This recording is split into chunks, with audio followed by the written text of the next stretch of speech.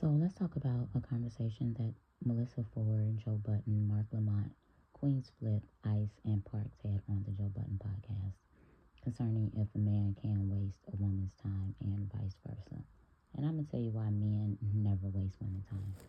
Hey guys, this is Jacolia of Jacolia Gems. Thank you for once again coming back home, family. For those of you that happen to be new here, welcome. I definitely hope you hear something today that will persuade you to stay. Now, if you have not already done so, exactly what are you waiting for? Hit the subscribe button, like the video, comment down below, and share it to your social media platforms. We're just going to jump straight into today's video, and I'm going to link a couple of videos down below that I've done concerning the Joe Budden podcast, as well as how I feel about women and their mindset on different topics. So a conversation was being had, and I'm gonna open up by saying this because I know some people are avid watchers of the pod.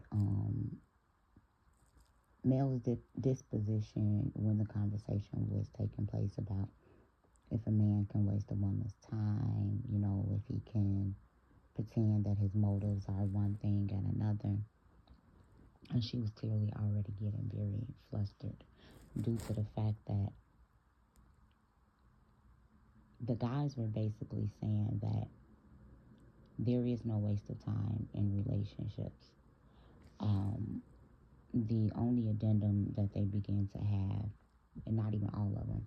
So Mark Lamont began to say that he dealt with a woman. She was 38 years old, same age as me. She didn't have any kids. Yikes. And she wanted kids. He told her from jump, I don't want anything serious. And he said in retrospect, he just didn't want anything serious with her. She was absolutely amazing. She just was not the one.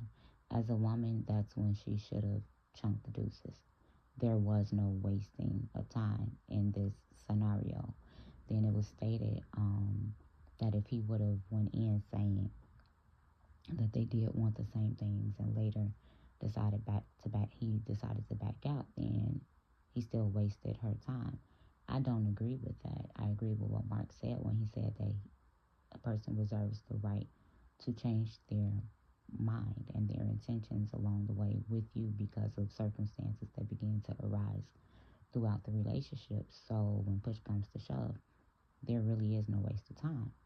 Melyssa begins to present the scenarios when men mislead women and they present one thing when they truthfully have other intentions. And I want to talk about this. This is a psychological concept that she's brought up on a show before. It is called love bombing. And it's not always gifts. It's not always money. It can be quality time. It can be attention. It can be just everything that the woman needs in order to acquiesce, in order to get comfortable enough to let her guard down, excuse me. And so Melyssa, the person who wrote into the show, was basically saying that the first year of relationship don't count. And Joey was saying that he agreed with that as well. And I think that's like the dumbest thing I've ever heard. To me, that's the only thing that counts. Me personally, we dealing with each other. We're collecting data in the first 3 months, right? We're getting to know one another. You're in the friend zone. I'm in the friend zone. I'm not going to start liking you, and I hope and pray you don't start liking me. Why? Because we're getting to know one another. And based off of us getting to know one another, our different viewpoints on certain things, then by that 3rd month, we should be able to present to the point where it's like, we're going to deal with each other. And because we've collected this much data, we possibly may exclusively deal with one another. But these first 3 months, okay, month 3, we're going to start talking. We're dealing with each other. We're opening up the chance of developing some type of romantic feelings. Still not anybody on the table. And Joey said to Melyssa, if you want a man to view you as a wife or to take you serious and you feel like you're not wasting your time, try keeping your legs closed for 6 to 7 months and getting to know that person. Are you okay? Drink some water. Sorry, y'all, that's my daughter. get to know that person. Keep your legs closed. And that befuddled Melyssa. It was like a foreign concept that nobody has ever taught her. Abstinence in a relationship. I want to let people know, because I made a video similar to this the other day when I was reacting to a podcast when a young lady basically said that if you have sex with somebody on the first date or right away, that relationship going to be built off of lust. I 100% agree with it. And so I'll use my parents as an example. They built their relationship off of, my daddy was courting her, went to the pastor, he was in prayer concerning a wife, who walked the band, went to the pastor and was like, yo, I was praying and the Most High told me that this is my wife. The pastor was like, all right, go back and pray again. My daddy went back to pray, came back to the pastor and was like, yep, that's what he told me. So he's like, okay, do whatever you got to do. He pursued a friendship with my mother. My mother was not interested in being with anyone. Pursued a friendship with her. They started building up a friendship. They weren't even boyfriend and girlfriend yet. They was on the phone one night, and he told her, the moment you start feeling about me more than I feel about you, you give me a call and you let me know. And he hung up the phone. Then my mama called him back. All weak in the knees and all of that other stuff, right? Now, this is their story. I'm not talking under my mother's skirt. I'm not talking to my father's draws. They've shared this as a testimony of what not to do and how to correct. They end up juicing for a couple of months. Like, they missing Sunday service, everything else. Mind you, my daddy a young minister. So they got sat down. They decided amongst themselves to abstain for 9 months until they got married. Because they corrected the pattern so that their relationship, although it was a friendship first, would not be built off of lust. And this is something that they taught us vehemently. They also taught us that you actually got to like the person that you're with. So if you begin to enter into a season as a woman and you're attempting to position yourself as a wife, sex should not enter the conversation. Feelings should not enter the conversation. And the man cannot mislead you if you are not following him. Why are you following a man for him to mislead you? He's not your head. He's not your husband. There is no submission in the dating stage. There is collecting data. Does this man present trustworthiness? Is he someone that just speaks? Because it's like, if someone is saying this is what Melyssa said, and this is what a lot of women like to say.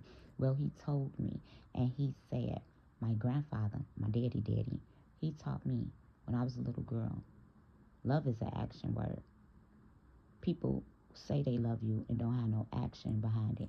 That's why I tell my children when they hug me and kiss me and dote over me, because we're very, very affectionate. And don't tell me you love me if you can't obey. I like my love displayed in good grades, submission to the Most High, a clean house, not talking back, X, Y, and Z. Therefore, when I have dealt with men and it's been cracking early on, men under my video that I posted don't understand why I would not take that man serious. It's because I never viewed him as husband material in the first place, and we running on the same type of time. And these have been situations that me and a man have like deeply fallen for one another. I'm not moving you out of that category. There is nothing about you that has changed based on my previous assessment.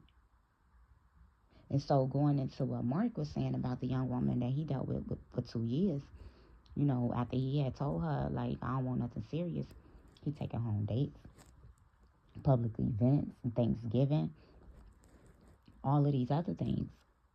None of that matters. He was being a nice guy. He was doing what nice guys and gentlemen do to women that they sleep with. That's what I'm used to. Women end up confusing that behavior with, that's my man. This is going to be my husband. No, baby, he is a husband. He's just not your husband. He gonna be somebody's husband. And just like he look at you, you are possibly wife material. You're just not his wife.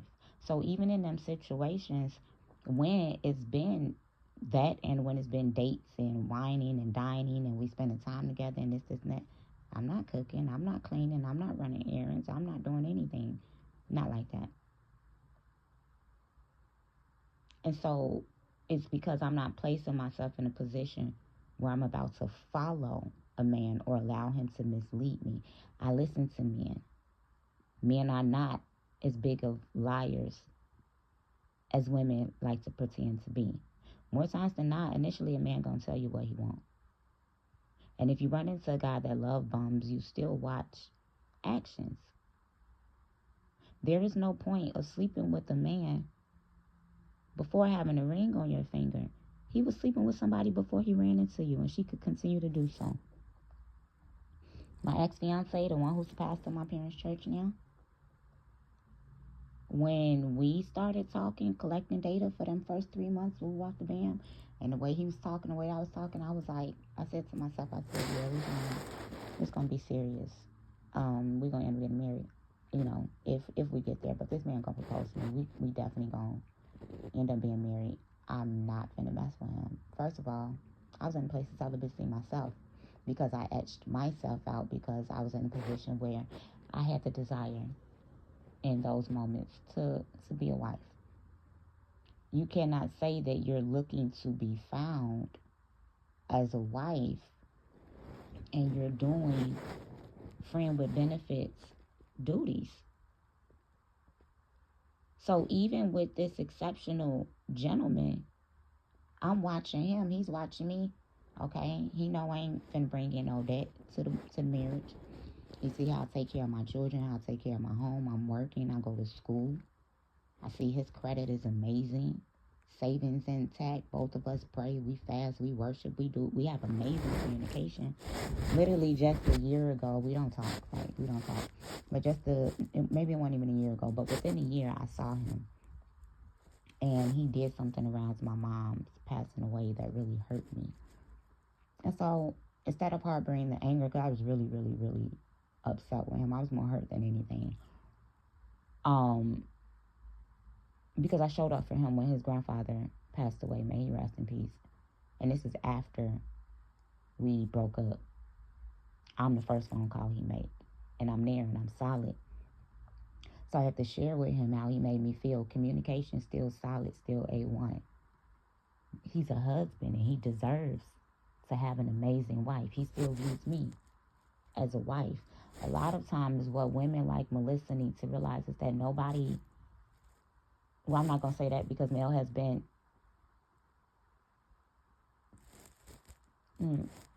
had rings bought for her before. I think Mel has been engaged.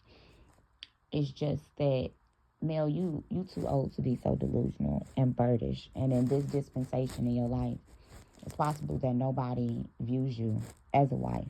And then we also have to realize, we have to ask ourselves, like when I be asking and when I have conversations with myself and with the Most High, what type of men have proposed to me? What quality of men have proposed to me? What type of woman was I in those eras of my life when I was proposed to? Because the woman that was proposed to by my son's father, I was not a wife. I was not a wife. I knew what to do because I'm raised by a wife. I know what to do. I was not a wife. The woman that I was 7 years later when I was proposed to by this gentleman, I was drenched in the anointing of the Most High. I was drenched in prayer, drenched in fasting. My home was in order. I'm in school full time. I'm working full time. My grade, I'm on the dean's list. Like, I'm just at home. I'm praying. I'm locked in. Therefore, I attracted a higher caliber man. So if you are attracting the type of men that will gaslight you and love bomb you, you have to begin to ask you what type of magnets are on the inside of me. Because I tell you what, when I've been in the season of my life, when I've been sitting down somewhere and I've been operating the way that I'm supposed to, legs closed, holiness, just doing what I'm supposed to, men don't even try to talk to me. They stare at me. They be enthralled. I'll get some comments, but like trying to talk to me, I don't get knocked down on a regular basis. And I've been told from men it's because they know they can't come around here playing. So I don't get the luxury of dating like Melyssa Ford does. I've never really dated. I've had my seasons when I've been outside. I don't date. When men take you serious, it's just certain things that in a relationship, in a pursuit of a relationship, they not going to try. I let a man know you could fall in love with me and I could fall in love with you. You will never be my man and I will never be a woman. I don't have these type of conversations anymore. I'm just letting you guys know the conversations that I have had. And this have allowed men to like literally fall for me. And we have the deepest connections, deepest friendships because I respect them for who they are, where they're at, and I don't try to change them. The problem comes in is because I don't try to change them, then these men have this epiphany and they want to marry me. And I have to let them know, oh, oh, wait, what? No, I won't be a woman. No, because I still have my same standard. Yours changed because you got over here and you saw that it's a little different. It's a little different than you supposed. You came over here and I knew what it was. I will never let a man change his mind about me, and I will never let a man change my mind about him. I follow my first thought, and I believe that men should do this more because a lot of women screw their ways into marriages and to engagements with men who never saw them as a wife first. And like Lamont said, men have the right to change their mind along the way. So he has the right to change your position. But the way he viewed you and the way he valued you and the way he was willing to ride you out and to just sleep with you for years and maybe take you on dates and maybe take you around family, then the light bulb went off in his head and now he decided that you're worthy. He's settling. That's just how I feel about it. A man cannot mislead you if you ain't a goofy, simple woman willing to follow a man that ain't your husband.